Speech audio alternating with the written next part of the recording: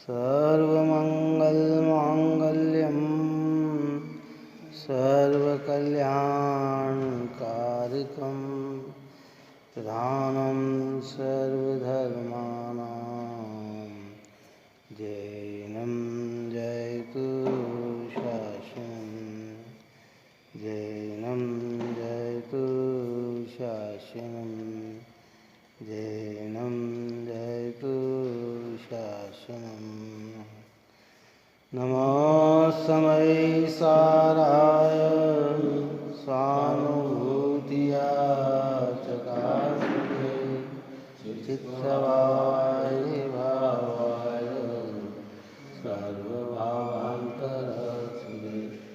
सर्वभावान्तरस्थिते सर्वभावान्तरस्थिते।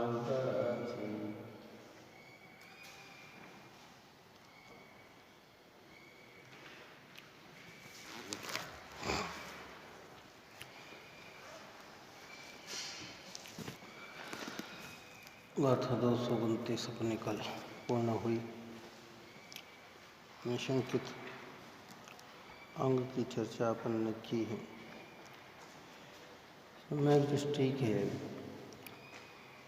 भावार्थ में बात कही थी कि जिस कर्म का उदय आता है उसका वह स्वामित्व के अभाव के कारण करता नहीं होता।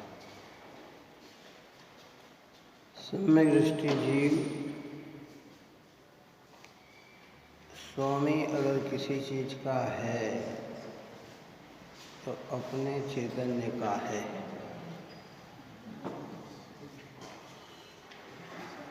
ज्ञान में ही उसका एकत्वपना है, ज्ञान में ही स्वामित्वपना है, ज्ञान का ही कर्ता है और ज्ञान का ही भोक्ता है।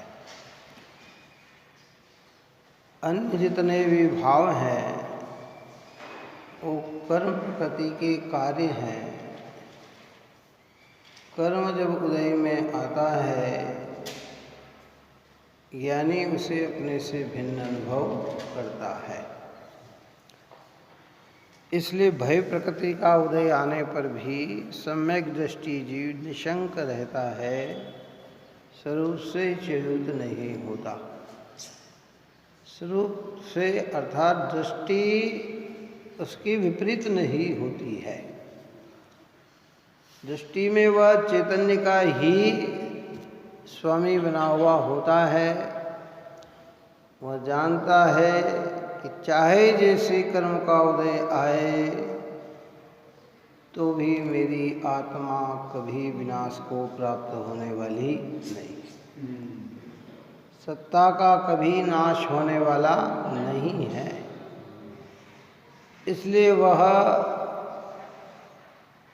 मैं नष्ट हो जाऊंगा ऐसा भय उसे नहीं है। और ऊपर में जो बात कही थी कि वह तो अपने को कर्म से अबंध ही देखता है। कैसा देखता है कि मेरा कैसा है इस कर्म बंधा हो पर मेरे में कर्म का बंधन नहीं है ना, ऐसा मानकर निर्भय होता है। अब निकांक्षित गुण की गाथा कहते हैं। गाथा नंबर 230।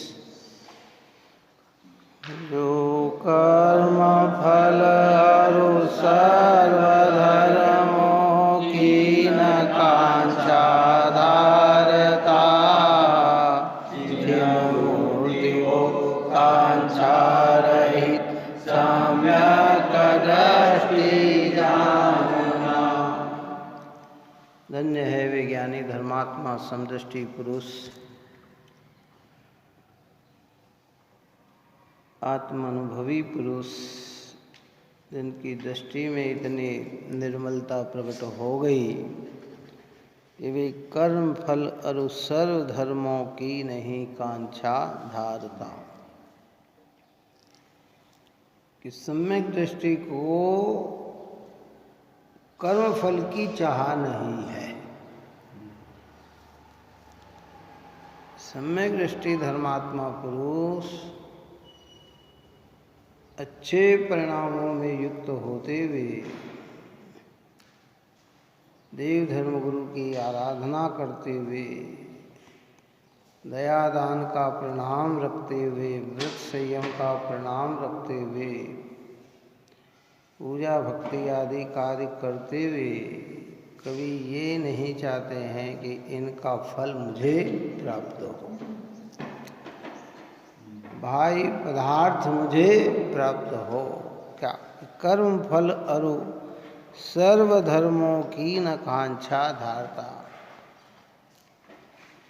फिर सर्वधर्म, पुद्गलों के जो धर्म हैं, हीरे जवाहरात सोना चांदी, इनकी वांछा उसके हृदय में नहीं है। वो ये नहीं चाहता कि ये करने से मुझे रत्न मिले, स्वर्ण मिले, चांदी मिले। चिन्ह मूर्ति वो कांक्षा रहित, उसकी दृष्टि तो कैसी है? चिन्ह मूर्ति और इच्छा रहित। सम दृष्टि जानना, सम्यक दृष्टि जानना, ये ऐसी दृष्टि जिनकी होती है उन्हें सम्यक दृष्टि जाना। सम्यक यानी यथेष्ट, दृष्टि यानी श्रद्धा। यथेष्ट का अर्थ पवित्र भी लिया जाता है, नेक भी लिया जाता है ना, यथार्थ भी लिया जाता है। जो वास्तविक ओरिजिनल दृष्टि है, कहते वह सम्यक दृष्टि जानना। हमें तो हर कार्य के पीछे कुछ न कुछ वांछाएं होती है। एक वांछा आगामी भव की होती है, एक वांछा वर्तमान की होती है। काय की? अरे ये कार्य कर रहे तो लोग हमें प्रशंसा करेंगे, हमारे तारीफ होगी, हमारा नाम होगा, इतिहास में लोग हमें जानेंगे। एक भावना ये होती है।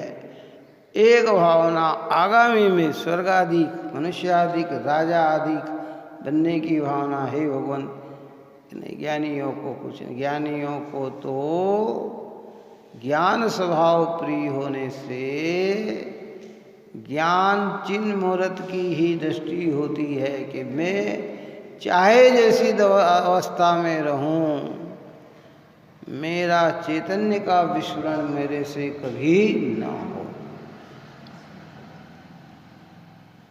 कर्मफल तो फिर भी आते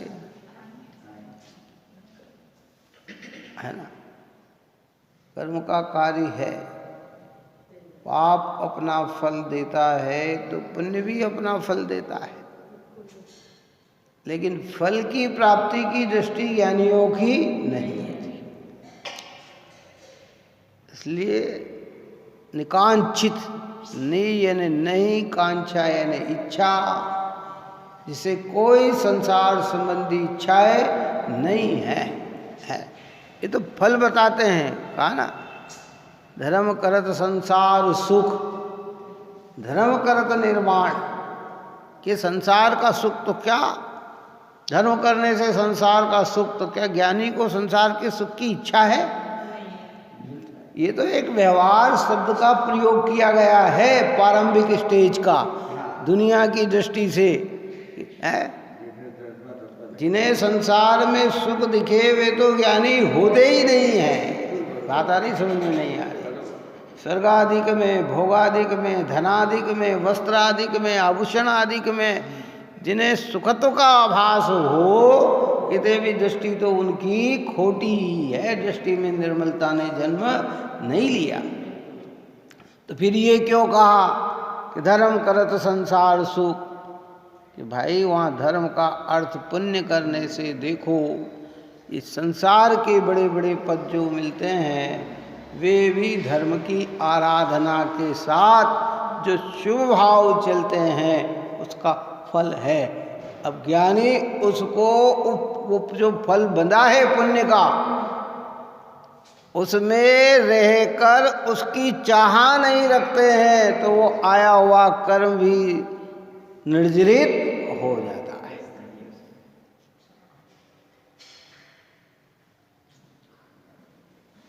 और धर्म करत निर्वाण, धर्म का फल तो निर्वाण है, मोक्ष है।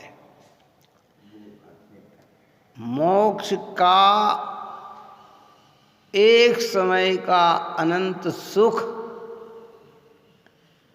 जगत के सारे सुखों से ऊपर है। बात समझ में? इतना एक समय का इतना सुख है, तो इस संसार के सुख की इच्छा क्यों ज्ञानी रखें, बताओ? है तो ये तो आप और हम समझते हैं ऐसा, क्योंकि हमें वास्तविक सुख दिखा नहीं, इसलिए हम इसी सुख को सुख मानते। अरे भैया, किसी के गया बहुत अच्छा बंगला दिखा, 2-4 गाड़ियाँ दिखी, वहाँ चौकीदार आदि दिखे, बढ़िया बगीचा, अरे भैया बहुत सुखी है। अरे ये आधार हमारा ज्ञान का है। हमारे यहाँ तो कह रहे हैं कि सम्यक दर्शन है तो अभाव में भी सुखी है, और मिथ्या दर्शन है तो सद्भाव में भी दुखी है, सद्भाव में भी दुखी। अब हम अपने दुख को दुख न माने, यही हमारी सबसे बड़ी अज्ञानता है। और क्या है कि हम हैं तो दुखी और महसूस क्या करते हैं, सुखी। तो आप कैसे? अरे बहुत बढ़िया। क्या आधार हमारे सुख के? जगत के हर व्यक्ति से अपने सुख के आधार पूछो, कोई व्यक्ति ज्ञानी ही कहता है। अगर ज्ञानी आधार भी देता है तो व्यवहार का देव शास्त्र गुरु पे आरोप देता है। अरे मुझे जिनेंद्र मिल गए, मैं तो सुखी हो गया। जिनवाणी माता मिल गई, मैं तो सुखी हो गया।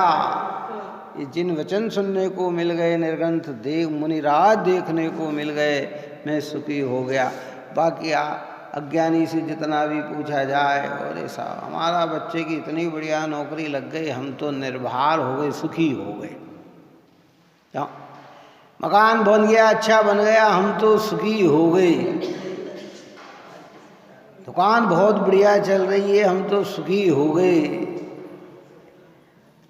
बच्चे बच्ची पोता पोती हो गए, इसलिए हम तो सुखी हो गए। कि हमारा जितना भी आधार है वो सब पर है, जिसको यहाँ जिनवाणी नकारती है। क्या कहती है कि इसमें सुख है। अब हमारे काय देखो भाई, 2 बच्चे तो बहुत अच्छे लग गए, अब ये तीसरा और अच्छा लग जाए तो मैं सुखी हो जाऊं। तो हमारा पूरा आधार काय का, बाहर का ही है।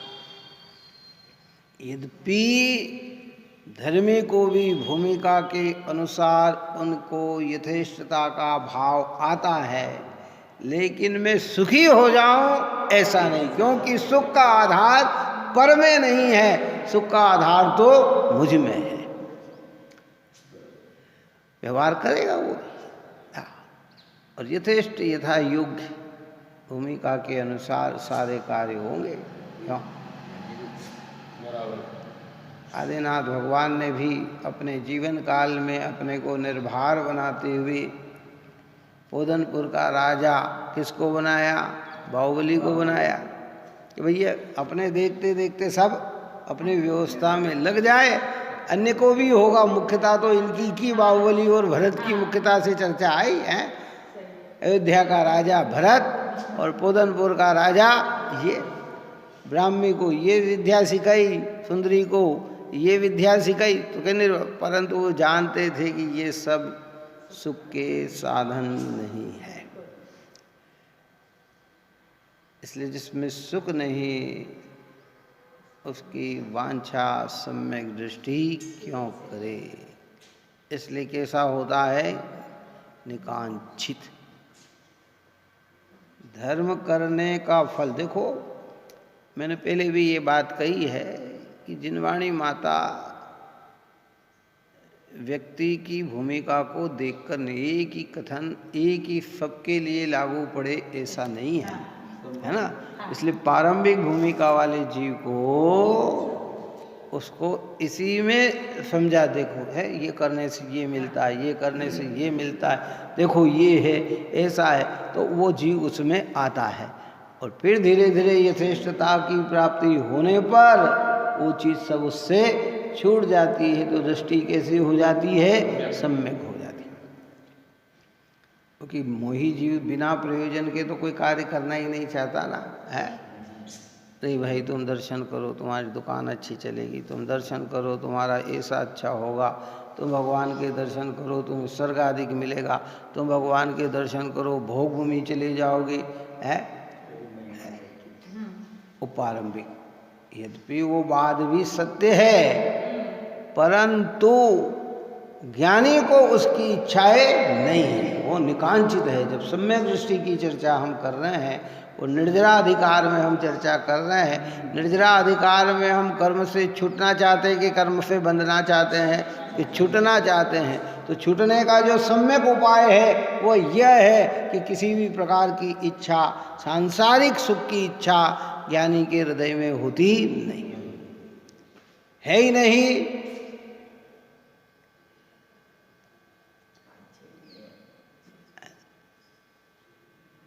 संयोग हो अनुकूल फिर भी सुख नहीं संसार में, और संयोग में जो सुख कहा वो कथन है व्यवहार में, कि ये व्यवहार का कथन है, पारमार्थिक कथन नहीं है।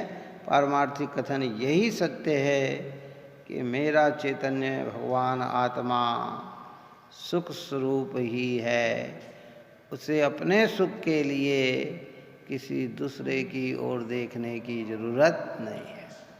लेकिन अज्ञान इतना हावी है कि हमें अपना सुख दिखाई देता है नहीं। क्यों भजन में आया ना, हिरण खुशबू के लिए दौड़ा फिरे जंगल के बीच, अपनी नाभि में बसा, खुशबू उसे नजर आती नहीं है। स्वयं की नाभि में बसी हुई, मृग की नाभि में बसी हुई कस्तूरी है, जो इतनी सुगंधित है कि जरा सा हवा का झोंका आया कि उसकी जो खुशबू फैलती है और उसके नथुने से लगती है, उसकी खुशबू इतनी सुंदर और सुहावनी लगती है कि उसे ये समझ में नहीं आता कि ये खुशबू कहाँ से आ रही, जबकि खुशबू स्वयं में, और वो सोचती है कि यहाँ से आ रही, वहाँ से आ रही, वहाँ से आ रही, तो सारे जंगल में दौड़ लगा लेती है। कहाँ दौड़ लगाती है? हिरण सारे जंगल में दौड़ लगा लेता है। लेकिन बाहर में तो कहीं खुशबू थी नहीं। खुशबू कहाँ थी? कि नाभि में थी, और वो नाभि में उसे दिखी नहीं। ऐसे सुख कहाँ पड़ा हुआ है? अपने चैतन्य में। और हम पूरे विश्व में लगा रहे हैं, अनादि से लगा रहे हैं, आज भी थके नहीं हैं। क्यों थके नहीं हैं? हमें यही लगता है ऐसा हो तो सुख हो जाए, ये कर लो तो सुख हो जाए, ये कर लो तो सुख हो जाए। क्या? इसलिए तो कहते हैं कि सुख प्राप्ति हेतु प्रयत्न करता सुख सजाता दूर। जितना बाहर में सुख प्राप्ति का प्रयत्न है वह सब हमको वास्तविक सुख से दूर रखता है। तो प्रयत्न कहाँ करना? अब वो हिरण अगर अपनी नाभि देख लेता तो कहाँ भटकता, कितना दौड़ना पड़ता उसको? कि नहीं दौड़ना पड़ता। अगर हम अपनी दृष्टि में अपना चैतन्य देख लें, मैंने बहुत पहले एक सूत्र कहा था, बहुत मार्मिक वाक्य है, यद्यपि आप और हमारे अज्ञान में उसकी कीमत नज़र नहीं आती है, लेकिन ये वाक्य बहुत सौंदर्य वाक्य है कि अब वर्तमान में हमें आपको स्वाध्यायी प्रेमियों को सुख खोजना नहीं है, सुख भोगना है। क्या कहा?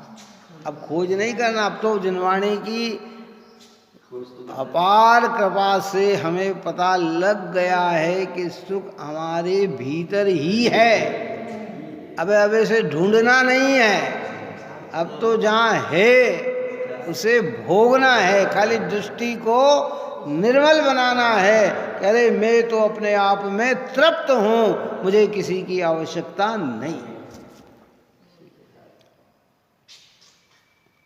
बता दिया, अब किसी ने बता दिया कि भाई कोई कहाँ मिलेगा कि अब फलानी चीज़ मिल गई है, तो अब जगत से पूछने की ज़रूरत थोड़ी है। अब तो तुम्हें खाली वो लाना है। क्या लाना है? अब जब तक नहीं था तब तक पूछ रहे थे कि भाई कहाँ मिलेगा, कहाँ मिलेगा, कहाँ मिलेगा। अज्ञानी गुरु से, अज्ञानी व्यक्तियों से जितने जितने हम सफर में आए, सब ने यही दशा बोले, सुखी होना ये कर लो, सुखी होना ये कर लो, सुखी होना ये कर लो। सब बाहरी भार दिखा रहे और बाहरी भार बता रहे, तुम्हें सुखी होना, हाँ ये कर लो। तो क्या, हाँ सब साधन भार के हिस्सा है। अब हम ज्ञानी गुरुओं की निकटता में आ गए, आचार्य कुंद कुंद की निकटता में, अमृतचंद्र आचार्य भगवंत और अनेक सद्विद्वान धर्मात्मा कुंद कुंद की परंपरा में चलने वाले सारे ऋषिराज की निकटता में आए। तो उन्होंने कहा कि भैया तुम खोजना बंद कर दो, सुख तो तुम्हारे भीतर ही है। अब क्या करना, खोजना के भोगना, के भोगना। तो भोगेंगे कैसे कि सब ओर से अपना उपयोग समेट कर अपने चैतन्य में ही अपना उपयोग लगे कि सुख की भोगता प्रारंभ होती है। और जब सुख प्रारंभ भोगना प्रारंभ होता है तो धीरे धीरे वृद्धि होती है और एक दिन पूर्णता को प्राप्त होकर अनंत सौख्य को प्राप्त हो जाता है। इसलिए यहाँ कहते हैं ज्ञानी कैसे होते हैं, निकांक्षित, कोई कांक्षा नहीं। अरे मैंने इतना किया, इतना इसका फल तो मुझे ये मिलना चाहिए कि नहीं। जैसे हमारे यहाँ कहते हैं ना, दान वही बहुत महत्वपूर्ण होता है जिसमें भावना पवित्र होती है, दिखावा नहीं होता है। ऐसे कहते हैं कि दृष्टि वही पवित्र होती है जिसमें कार्य सब होते हैं लेकिन उसके फल की चाह नहीं होती है। कार्य सब होते हैं यथासंभव, सारे कार्य भूमिका के अनुसार सारे कार्य हो, लेकिन संसार के किसी भी चीज़ की चाह उसके हृदय में न हो। फिर भी कर्म का कार्य तो अपना फल देगा, बांधा है, क्योंकि कर्म तो अचेतन है ना, जड़ है ना। उसे थोड़ी है कि भई आप मैं इसका फल नहीं दूँ, वो तो बंधा है, वो तो आएगा आएगा और आएगा। जिसका जो स्वभाव है वो तो बदल नहीं सकता है? लेकिन ज्ञानी उनको चाहते नहीं है। देखिए कहा था, जो चेतिता कर्म के फलों के प्रति तथा सर्वधर्मों के प्रति कांक्षा नहीं करता, निष्कांक्ष सम्यक दृष्टि जानना चाहिए कि वो निकांक्षित सम्यक दृष्टि है। यद्यपि ऊपर में अपन ने पहले भी कहा, ये सम्यक दृष्टि के चिन्ह है, पहचान है। प्रकट होते हैं सभी एक साथ, लेकिन चर्चा कैसी की जाती है, एक एक की जाती है। जैसे धर्म के 10 लक्षण, तो जिसे क्षमा है उसे मार्दव भी है, आर्जव भी है, सोच भी है, संयम भी है, तप भी है, 10 ही है। लेकिन चर्चा कितनी की जाती है, एक की। जब मार्दव की चर्चा कर रहे हैं तब क्षमा की नहीं है, आर्जव की कर रहे हैं तब सोच नहीं है, सोच की कर रहे हैं तब मार्दव नहीं है। ऐसे 10 है, लेकिन प्रकट होते हैं सब एक साथ। ऐसे 8 ही गुण कैसे प्रकट होते हैं सम्यक दृष्टि में, एक साथ। लेकिन चर्चा कितने कितने की होती है, एक एक की होती है।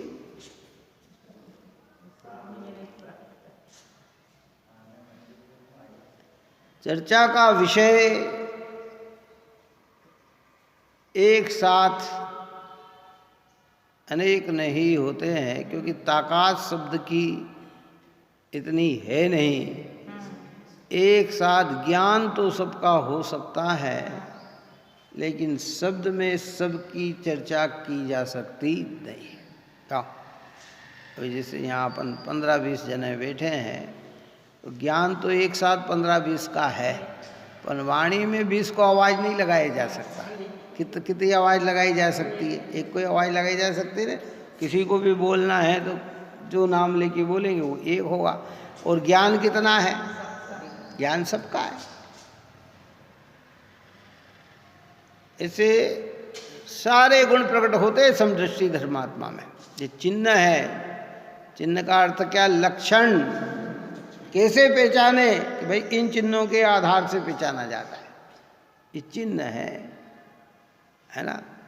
पदार्थ को जानने की कितने उपाय? कि पदार्थों को जानने के 4 उपाय है। उसमें सबसे पहला उपाय लक्षण। पहला लक्षण क्या? लक्षण। पहला चीज जानने का क्या? लक्षण। लक्षण से पदार्थ, लक्षण है ना चिन्ह, ये चिन्ह है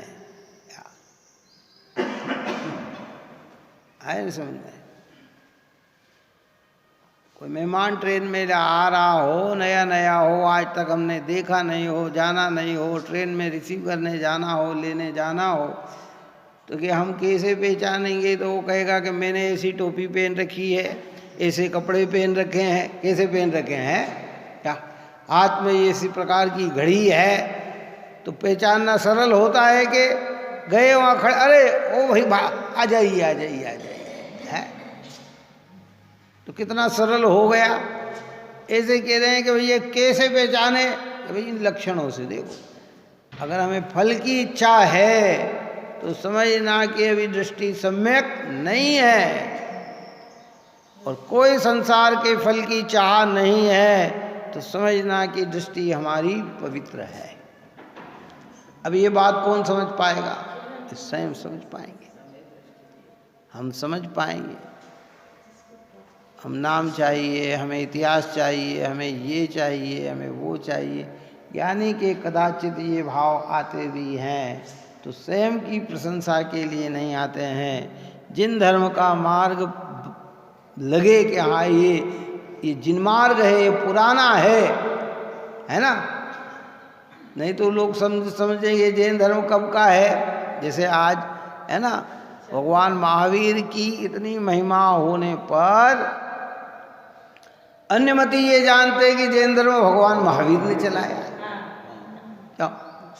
कहाँ से प्रारंभ हुआ? भगवान महावीर ने जैन धर्म चलाया। क्यों? लेकिन ये तो हमारा कैसा है? अनादि का मार्ग है। इस कलिकाल में प्रारंभ आदिनाथ भगवान के द्वारा हुआ है, लेकिन आदिनाथ भगवान के पहले भी अनंत तीर्थंकर हो चुके हैं।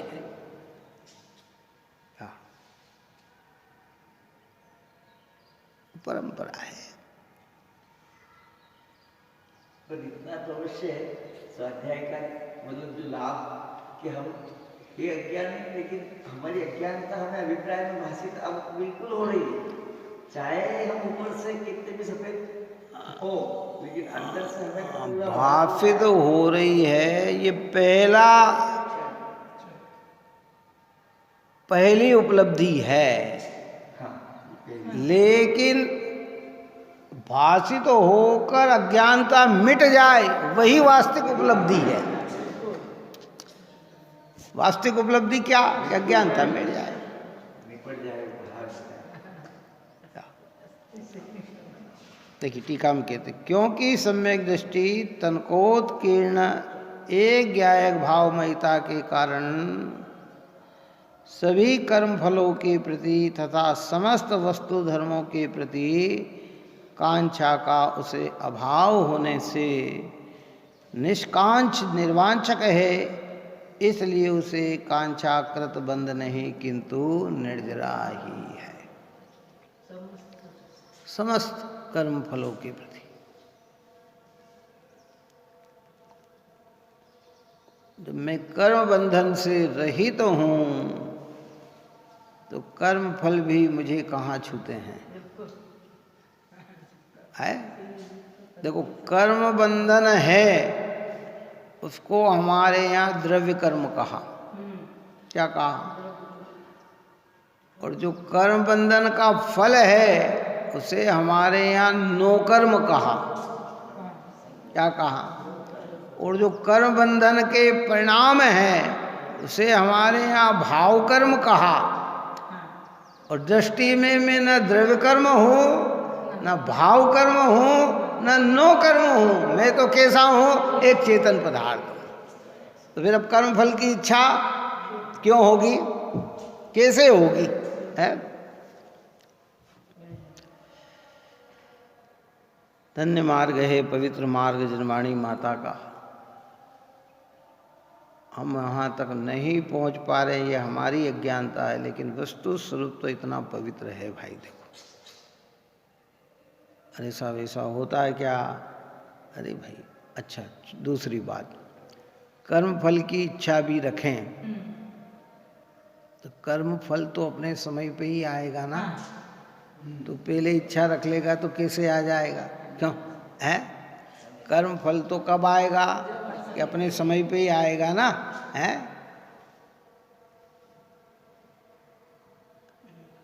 और जो आना है उसे रोक नहीं सकते, और नहीं आना है उसे ला नहीं सकते। तो कोई जितनी भी चर्चा चल रही है ना, ये सब निर्जरा अधिकार में मूलतया निश्चयात्मक चर्चा है, काय की चर्चा है? हाँ, वस्तु स्वरूप की चर्चा है। हमने जीवाजीव अधिकार से प्रारंभ करते हुए कर्ता कर्म अधिकार में दो द्रव्य की स्वतंत्रता की जानकारी लेते हुए, पुण्य पाप में एक पना डालते हुए, भेद मिटाते हुए, है ना, पुण्य पाप अधिकार में न इसमें कारण भेद है, न इसमें स्वरूप भेद है, इसमें न रस भेद है, न इसमें स्वभाव भेद है। ये सब करते हुए आगे आश्रव से निवृत्ति, आश्रव को दुख का कारण समझते हुए संवर से सुख की प्राप्ति होती हुई वृद्धिगत निर्जरा की चर्चा हम कर रहे हैं, है ना? समझ?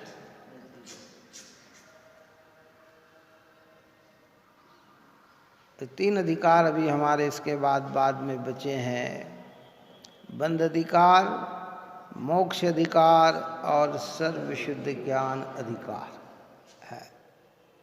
अब निर्जरा अधिकार में तो यही है, साहब हमें तो कुछ पता ही नहीं, कि कोई बात नहीं, पता नहीं तो अब पता कर ले क्या?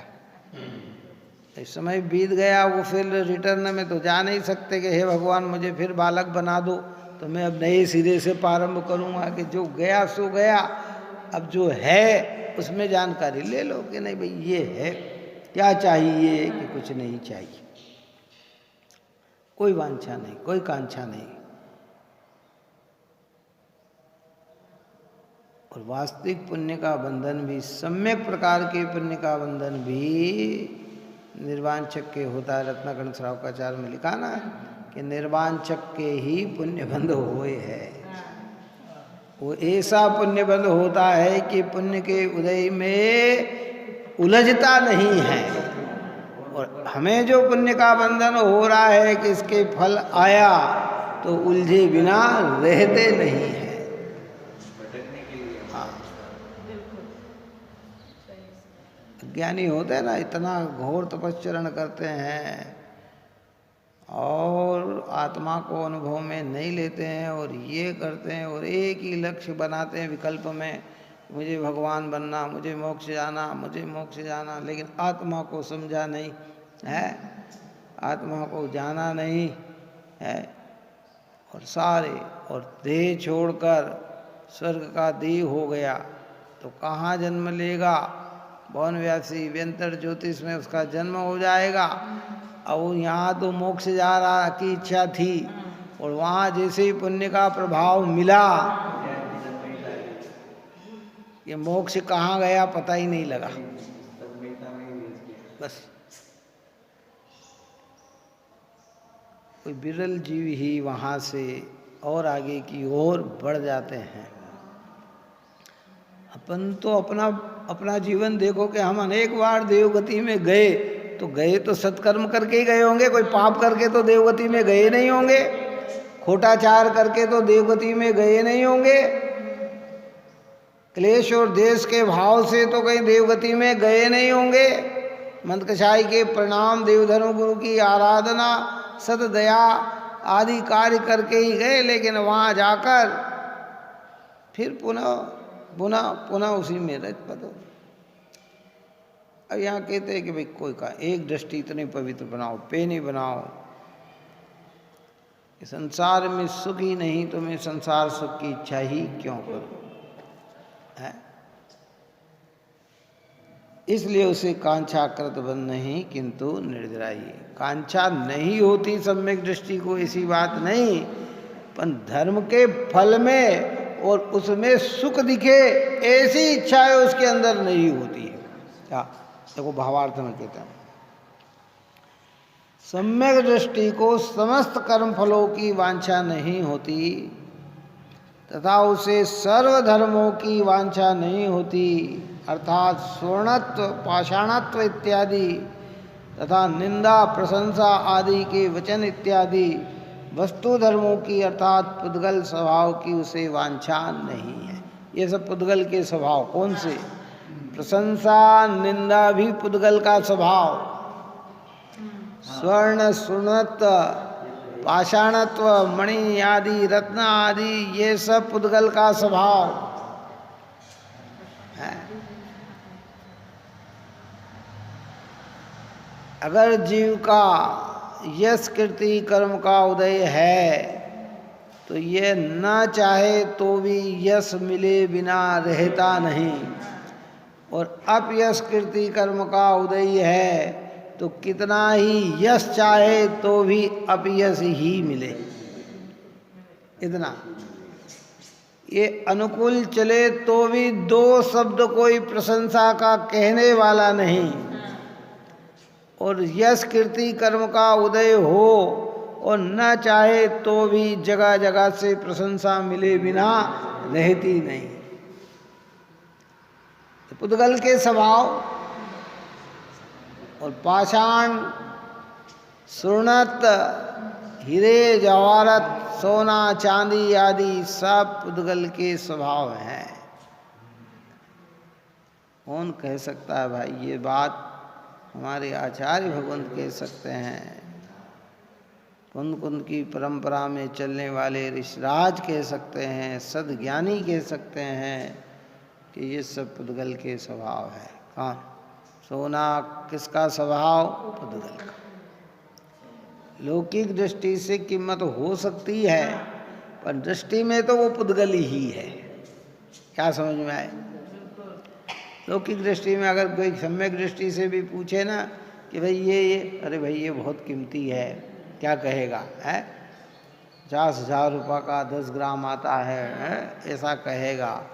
लेकिन दृष्टि में तो जानता है कि कितना ही कीमती हो तो भी ये पुद्गल स्वभाव का ही है, इसमें मेरा चेतन कहीं भी नहीं।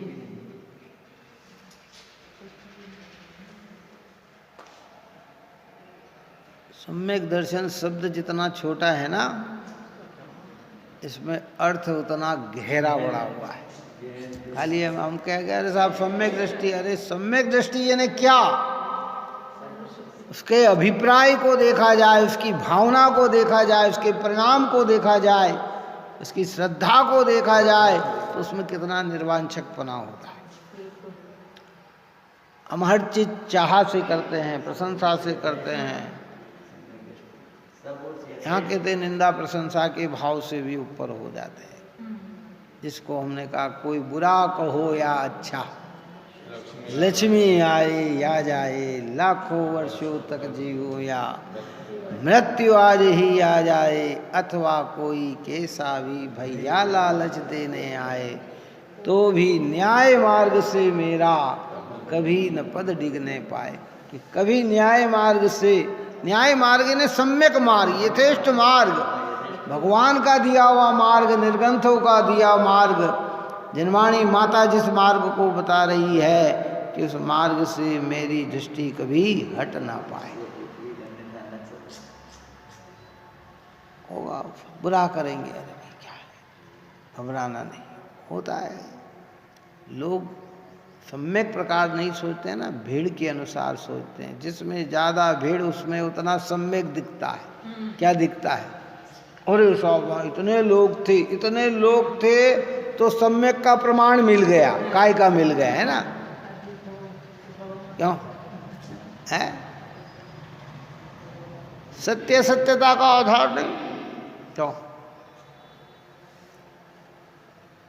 और यश कीर्ति कर्म का उदय इतना फैलता है, इतना फैलता है, इतना फैलता है, इतना फैलता है कि क्या करें। अज्ञानियों को उससे ही प्रभावित हो जाते हैं, दौड़ लगाते हैं, भीड़ लगाते हैं, क्या करें। और वर्तमान पंचम काल है, पंचम काल के अंदर तो भैया क्या है, सम्यक दृष्टि का जन्म होता नहीं। और यहाँ भी सम्यक तो विरल लोग ही प्राप्त कर सकते हैं। जन्म ही सब मिथ्यात्व सहित लेके आते हैं। और जिन धर्म हमारा बहुत सीमित होता चला जा रहा, तो प्रभावना बाहर में वही दिखते हैं, तो लोग आकर्षित होते हैं। अरे 2-4 चीज शब्दों में बता दी तो कहते अरे लाखों की भीड़ इकट्ठी हो जाए, कितनी हो जाए, हर बड़े बड़े लोग उनकी निकटता में लग जाए, लेकिन पता नहीं कि सत्य क्या है और असत्य क्या है। मालूम आपको, श्रीमद् रायचंद जी ने अपने आप को निरपेक्ष बना लिया। क्यों बना लिया? उनके पास इतनी तीक्ष्ण बुद्धि प्रकट हो गई, सूक्ष्म ज्ञान इतना तीक्ष्ण प्रकट हो गया, जाति स्मरण ज्ञान हो गया, पूर्व का भाव उन्हें दिखने लगे हैं। और वो एक साथ 100 जने प्रश्न करे और क्रम क्रम से जवाब दे दे। कितना भीड़ इकट्ठी होने लगी, उन्हें लगा कि अरे ये मार्ग तो मेरी आत्मा आराधना का बाधक मार्ग है। लोग, क्योंकि लोग काय से प्रभावित होते हैं, तो उन्होंने अपने आप को सीमित कर लिया, समेत कर लिया है। क्यों सीमित कर लिया? कि ये जगत आज आप और हम भी है ना, जितने जैसे संजय जी गोधा, इनके अंतरस्थ से तो बिरले लोग प्रभावित हो रहे हैं। वाणी की तेजस्वता से, युवापने से, संयोग से, बस इससे ही प्रभावित हो रहे हैं। उन्होंने मार्ग क्या दिया, माल क्या दिया, इससे प्रभावित तो वे ही होंगे जिन्हें अपनी आत्मा का ख्याल हो। काई से प्रभावित? अरे साहब, अरे साहब, अरे साहब, अरे साहब। सम्यक प्रकार से कौन प्रभावित होता है? यथेष्टता क्या? टोडरमल जी साहब ने सिखाया, गुरुदेव श्री ने सिखाया, व्यक्ति से प्रभावित नहीं होना, वस्तु धर्म से प्रभावित होना, सत्यता से प्रभावित होना, वाणी में सत्यता कितनी है उससे प्रभावित होना, माल कैसा बताया उससे प्रभावित होना। बाकी तो सब ठीक है, कर्मों की अवस्था है। किसी के पास बहुत ज्ञान भी हो और शैली नहीं हो, सम्यक ज्ञान भी हो और भाषा शैली नहीं हो, है, और मिथ्या ज्ञान हो और भाषा शैली हो। अब क्या कर सकते हैं? ये तो उदित अवस्था है ना, है। बहुत सारे ज्ञानी धर्मात्मा व्यक्त नहीं कर पाते हैं, बोल नहीं पाते हैं। देखो कितने आचार्य हुए होंगे, कितने मुनिराज हुए होंगे, सबने ग्रंथ लिखे, ये जरूरी नहीं है। बात समझ में आया ना? पर उन्होंने अपनी आत्म साधना तो की कि नहीं की। और कोई कोई के पास ऐसा रहा कि आत्म साधना भी की और ग्रंथ की रचना भी की, शैली मिल जाती है। हम ये सब कर्म की अवस्था है। इसलिए निंदा प्रशंसा की दृष्टि से ज्ञानी ये कार्य नहीं करता। ज्ञानी तो अपनी एक शुद्धात्मा को लक्ष्य में लेकर अपना कार्य करता है। कर्म का फल जो आना है सो आए। अच्छा आना है तो अच्छा आएगा, बुरा आना है तो बुरा आएगा। जगत में ऐसा देखा गया कि जिसकी वाणी पे लोग मुग्ध हो जाते हैं, जिसकी वाणी सुनने के लिए जीव तरस जाते हैं, जिनकी वाणी सुनकर प्रशंसित हो जाते हैं और वो भी अपने को उसी में श्रेष्ठ मानता है, कर्म का उदय ऐसा आता है कि वाणी में कोई कठोर शब्द, खोटी चीज निकल गई कि जितने सम्मान कर रहे थे वही सब क्या हो जाते हैं, विपरीत हो जाते हैं। होता है टीवी पे आते हैं ना, किसी का एकदम वक्तव्य ऐसा निकल जाए, बड़े बड़े नेताओं के, कांग्रेसी नेताओं के निकले कि नहीं निकले हैं, तो सारे देश ने उनको क्या कर दिया। अब कहाँ सुनने के लिए तरस रहे थे, अब कांग्रेस वाले ही कहते कि इनको बोलने का अवसर मत दो, इनको हटाओ, इनको। अब वो कहे ये हमारा कांग्रेस का नहीं, ये व्यक्तिगत वक्तव्य है इनका, क्या और पहले वो जिस वक्तव्य पे आप गर्व कर रहे थे, उदय की अवस्था बड़ी विपरीत होती है। यश अपयश सब कर्म की दशा। और मेरा स्वरूप कौन से कर्म की दशा? क्या अपने स्वरूप में किस कर्म की दशा है? कोई सा ना कोई सा तो कर्म का उदय आता होगा। अरे ये निरपेक्ष है, इसमें किसी की कर्मों की आवश्यकता नहीं है, ये तो बना बनाया है, निरपेक्ष है कि नहीं साहब पुण्य कर्म का उदय होगा। ये तो व्यवहार से कहते हैं कि पुण्य कर्म के उदय से आत्मा के अनुभव में पुण्य कर्म का उदय काम नहीं करता, सत्य समझ काम करती है।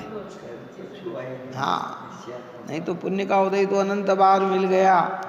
और शास्त्र रज भी दिए हमने पूर्व में अज्ञान दशा में हैं, और जिन धर्म की आराधना करके स्वर्ग आदि के पात्र भी अनेक बार बन गए, लेकिन आत्मा की ओर दृष्टि न करने से आज भी हमारा संसार भ्रमण चालू का चालू है।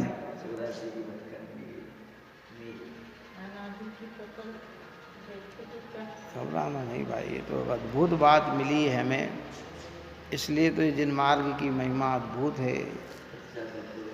सारे हमारे अरिहंत भगवंत, सारे हमारे गणधर आचार्य उपाध्याय साधु मुनिराज, और इन्हीं के बताए हुए मार्ग पर चलने वाले सारे विद्वद् गण ज्ञानी जन, अनेक विद्वान पूर्व में हो गए हैं।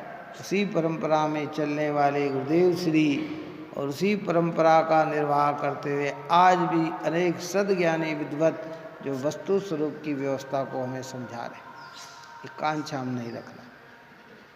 निकांक्षित होकर दया का भाव, दान का भाव, पूजा का भाव, भक्ति का भाव, व्रतशील संयम का भाव है, धर्म आराधना, एक कांक्षा नहीं, कांक्षा नहीं, कांक्षा नहीं। चाहा हो तो बस एक ही कि मेरा मिथ्यात्व मिट जाए, मेरी कछाएं मिट जाए, मेरी इच्छाएं नष्ट हो जाए।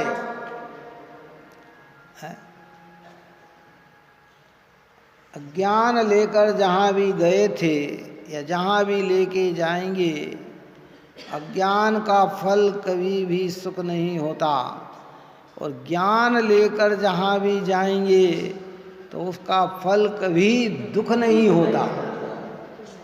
कहीं भी चले जाओ, ऊपर में 7 भय की चर्चा करी ना हमने। ये भय अज्ञान के कारण होता है कि ज्ञान के कारण? अब अज्ञान लेके कहीं भी चला जाए तो भयभीत ही रहेगा, और ज्ञान लेके कहाँ भी गया तो क्या होगा? निर्भय ही रहेगा।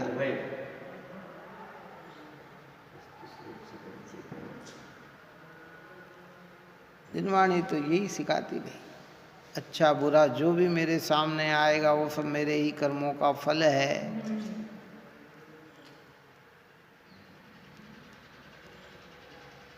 इसलिए दृष्टि कैसी बनाना? पवित्र बनाना। इसलिए वो पुद्गल की वांछा नहीं है, उसके प्रति संभाव है, संभाव, अच्छे के प्रति भी संभाव, जो आ रहा है, जो आया था, जो आएगा, किसी दूसरे की उपज नहीं है। किसकी उपज है? मेरे परिणामों का फल है, उसमें संभाव।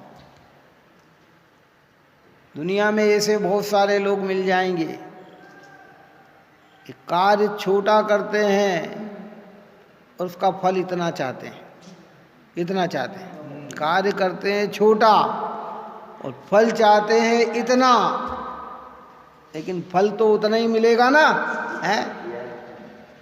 तो भाई जितना मिलेगा उतना मिलेगा, समभाव, कर्म की उदयता को जानते हुए। हाँ, इसलिए अज्ञानी बन तत्व की भूल में करता है कि शुभ अशुभ कर्म के फल मझार, रति अरति करे निज पद विसार। आप और हम अपने निज पद को विसार कर शुभ कर्म में रति करते हैं, अशुभ कर्म में अरति करते हैं। ज्ञानी चैतन्य स्वभाव की दृष्टि बनाकर शुभ कर्म का फल भी संभाव और अशुभ कर्म का फल भी संभाव, दोनों संभव। अब ज्ञान ने इतना तो जनागम की पढ़ने से समझ लिया। आप और हमारे मुख से तत्काल निकल ले, कोई व्यक्ति दुखी है, पीड़ित है, रोगी है, रहने की जगह नहीं है, तो हमारे ज्ञान में एकदम आएगा कि यह साता का उदय है, अशुभ कर्म का उदय है।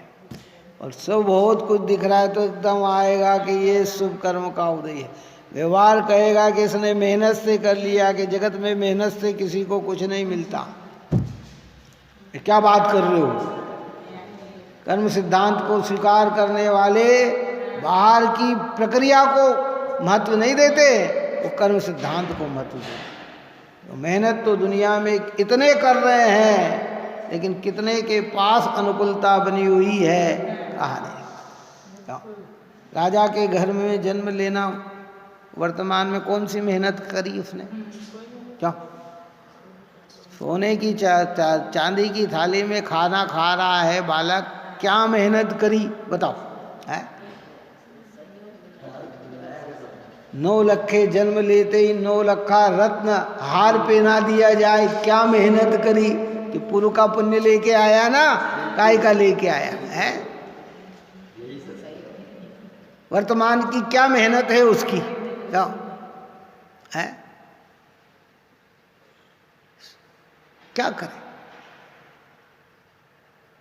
वर्तमान का यहाँ जीव कुत्ते की पर्याय में है और कुछ क्षण बाद स्वर्ग का देव बन गया। बोलो क्या मेहनत करी उसने बाहर की है? और उधर स्वर्ग का देव है और आके एकेंद्री में खड़ा हो गया। व्यवहार कहता है, व्यवहार की भाषा 4 पुरुषार्थ में अर्थ पुरुषार्थ भी व्यवहार में कहा गया, लेकिन सिद्धांत से हमें समझना, इसलिए पुण्य पाप के उदय में संभाव, अनुकूलता हो तो भी संभाव और प्रतिकूलता हो तो भी संभाव, और उसका सदुपयोग करें। उसका जितना हम उपयोग करेंगे, इस दृष्टि से नहीं कि आगामी में फिर मिले, लेकिन देखो जड़त्व का काम जड़पना ही है, लेकिन उस जड़त्व से अनेकों जीवों का अगर लाभ हो जाता है, किसी की पीड़ा दूर हो जाती है, तो कहते हैं कि वह उसकी सौंदर्यता है, उसका कार्य है। कई लोगों ने पूर्व में अंतिम बात कह के पूर्ण करते हैं कि जिनका वैभव बहुत था, कई लोगों ने उस वैभव को विषयों के स्थान बनाने में खर्च किया, काय में किया, काम आसक्त बनाने में खर्च किया, उनकी वो व्यवस्था जमा दी जहाँ देखते ही जीव को भोग के परिणाम उत्पन्न हो जाए है। और ज्ञानियों ने मंदिर ऐसे स्थान स्थापित किए कि जिन्हें देख कर ही विषय भोग का परिणाम त्याज्य हो जाए। क्यों? किसी ने गरीबों के लिए धर्मशाला बना दी, स्थान बना दिए, पढ़ने के स्कूल बना दिए, विद्या संचय बना दिया, और किसी ने बाग बगीचे लगा दिए। सो है, अब ये सब काय में है, अपने अपने रुचि के अनुसार है। और जिनने पाप के बीज बोए हैं उसका फल पाप ही आता है, और जिनने पुण्य के बोए हैं उसका फल पुण्य ही आता है। लेकिन ज्ञानियों को उस पुण्य फल की भी चाह नहीं है ना। इसी प्रति संभाव अथवा अन्य मतावलंबियों के द्वारा माने गए अनेक प्रकार के सर्वथा एकांत पक्षी व्यवहार धर्म की उसे वांछा नहीं है, उस धर्मों का आदर नहीं। इसकी चर्चा अपन कल करेंगे। ये बहुत वाक्य बहुत महत्वपूर्ण वाक्य है। अभी हम दूसरों के धर्म से अरे सौ माँ इतनी संख्या, ऐसा उनका मंदिर तो देख के आओ, इतना जोरदार बना हुआ है। अरे भैया,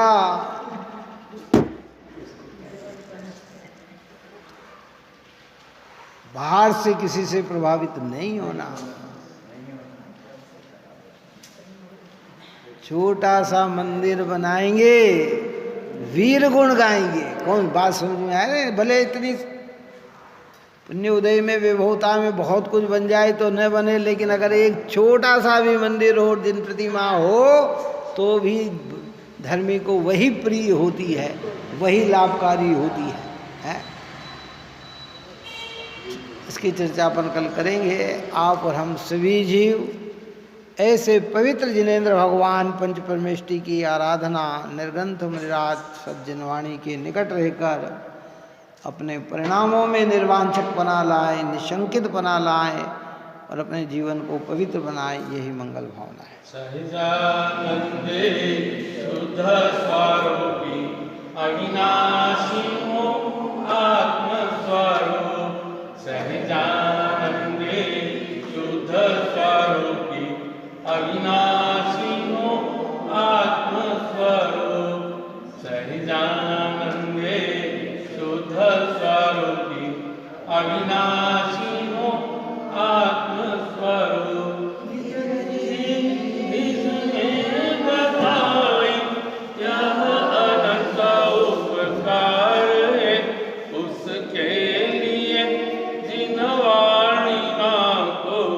वंदना शतबार है, वंदना शतबार।